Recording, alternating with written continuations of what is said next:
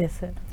అంటే ఇప్పుడు మీరు తీసే ఈ సినిమాలు ఏవైతే వాస్తవ ఆధారంగా మీరు తీస్తున్నారంటే గల్ఫ్ కావచ్చు, సొంతూరు, గంగపుత్రులు ఇందాక మనం మాట్లాడుకున్నట్టు అంటే కమర్షియల్ జానర్ కాకుండా ఎటువంటివి తీస్తే రిస్క్ అని మీరు ఏ రోజు ఆలోచించలేదు అలాగా? అంటే ఫర్ మీ సినిమా ఆడుతుందో లేదో అంత యాక్సెప్ట్ చేస్తారో లేదో మనం నష్టపోతామేమో అంటే ఇటువంటి భయాలు కానీ ఆలోచనలు కానీ మీకు ఎప్పుడు అనిపించలేదా సార్? సినిమా అన్నది రిస్క్ అమ్మ. ఫస్ట్ పాయింట్ అలా ఉంచితే ఒక దీనివలన ఒక సోషల్ ఇంపాక్ట్ ఉంటుంది. ప్రతిసారి మనకి అమౌంటే కాదు, కొన్నిసార్లు సక్సెస్ కూడా వస్తుంది. మనం ఇలాంటి ఒక ఫిల్మ్ చేసినప్పుడు, ఒక సొంత ఊరు ఫిల్మ్ చేసినప్పుడు సక్సెస్ అయింది, ఒక రొమాంటిక్ క్రైమ్ కథ సక్సెస్ అయింది, క్రిమినల్ ప్రేమ కథ సొంత, ఇవన్నీ కూడా it gave good success also to me. And కొన్ని సక్సెస్ ఇవ్వకపోయినా ఇంపాక్ట్ ఇస్తాయి. గల్ఫ్ సినిమా దో అంత సక్సెస్ఫుల్ కాకపోయినా సోషల్ ఇంపాక్ట్ చాలా ఎక్కువ ఉంది. ఈ ఎల్జీబీటీ అనే థాట్ కూడా అలాంటిది. నా మిత్రుడు సుభాష్ చక్రవర్తి రావుడ ఎవరైతే ఉన్నారు యూఎస్లో, అతనికి నేను ఈ థాట్ చెప్పినప్పుడు ఈజ్ మై కో ప్రొడ్యూసర్. ఇందులో చేద్దాం సునీల్ గారు, దీనివల్ల చాలా యూజ్ ఉంటుంది సొసైటీకి.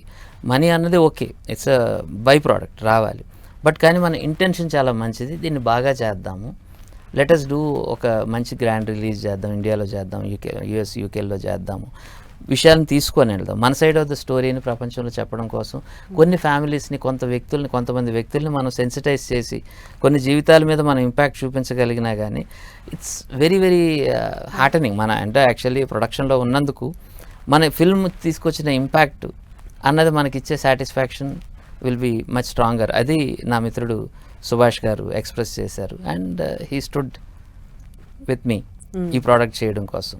ఇంకా మీరు ఏ కాన్సెప్ట్స్ మీరు మైండ్లో పెట్టుకున్నారు ఇంకా నెక్స్ట్? అంటే ఈ మూవీ తర్వాత ఒక సైంటిఫిక్ మూవీ అని అన్నారు, అంటే ఇంకా ఏ కాన్సెప్ట్స్ మీరు రెడీ చేసుకుంటున్నారు? So there are many. అంటే వరల్డ్ ఇస్ సో బిగ్ అమ్మా. మీరు కథల కోసం కథలు లేవు అసలు ఏం లేదమ్మా. తలుపు ఓపెన్ చేస్తే కథలు ఉంటాయి. సో జనం కథలు చెప్పడానికి రెడీగా ఉన్నారు, వాళ్ళ జీవితాలు ఓపెన్ చేయడానికి సిద్ధంగా ఉన్నారు. వీ కెన్ అండర్స్టాండ్ వాళ్ళ తాలూకు ఇష్యూస్ని డిస్కస్ చేయాలి.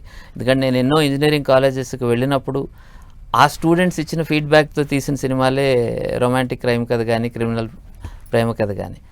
They give lot of information, they give lot of inputs. నేను ఒక షేర్ ఆటోలో వెళ్తున్నప్పుడు పక్క వాళ్ళ తాలూకే డిస్కషన్ నుంచి నాకు ఒక కథ పుట్టొచ్చు, ఒక ఆర్టీసీ బస్సులో నాకు ఒక కథ పుట్టొచ్చు, ఒక న్యూస్ పేపర్ ఓపెన్ చేసిన వెంటనే 4 కథలు మీద పడవచ్చు.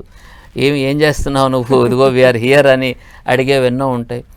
సో ఐడియాస్కి కానీ, ఆలోచనలు కానీ, ఇష్యూస్కి కానీ ఎలాంటి ఇది లేదమ్మా, తక్కువతనమే లేదు, డోకాయే లేదనమాట. We can make 100 films different concepts తోటి.